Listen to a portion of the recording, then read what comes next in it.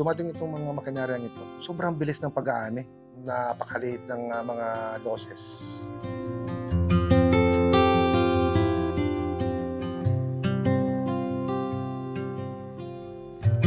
It's my passion, my Kubota passion, to really help in the improvement of agriculture in the Philippines.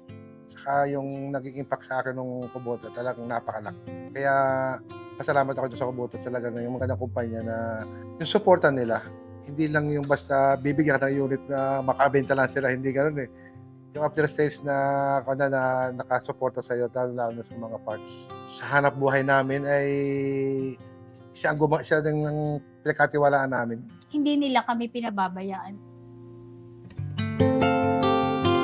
We want to give the people of Mindoro, especially the farmers of Mindoro, the best Kubota experience ever.